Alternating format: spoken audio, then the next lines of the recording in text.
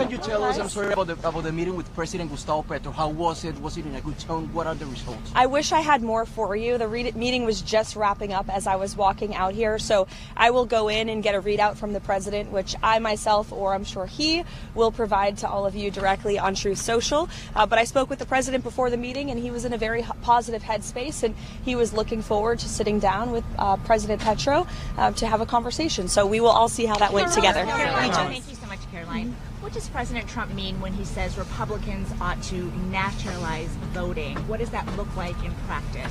What the president was referring to is the SAVE Act, which is a huge common sense piece of legislation that Republicans have supported, that President Trump is committed to signing into law during his term. And he spoke with the speaker directly about that yesterday, about the need to get that bill on the floor for a vote, because it provides very common sense measures for voting in our country, such as voter ID. I don't think any rational person who's being honest with themselves would disagree with the idea of requiring citizens of this country to present an ID before casting a ballot in a federal election, or frankly in any election. And that's something the president wants to see happen. So that's what he was referring to. But to be clear, he does believe the state should oversee it. The president believes in the United States Constitution. However, he believes there has obviously been a lot of fraud and irregularities that have taken place in American elections.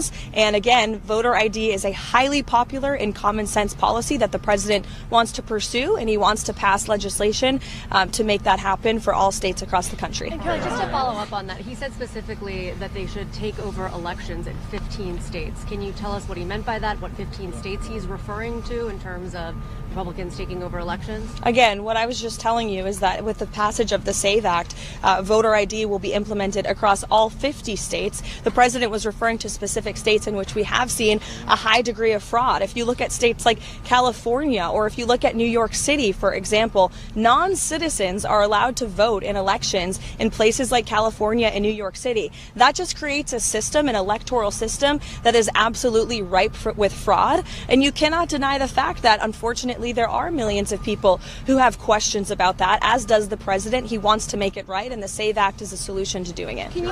Daniel? Caroline, good to see you. The January ISM manufacturing PMI hit a score of north of 52. It's the best score since August of 2022. What should that tell Americans about manufacturing activity possibly surging under the Trump administration? Well, the president's tariffs are working, and his economic agenda is working. When you combine tariffs and reshoring American manufacturing and investments in this country, which the president has played a huge role in directly recruiting those investments from countries and companies all over the world to the United States, you're creating jobs.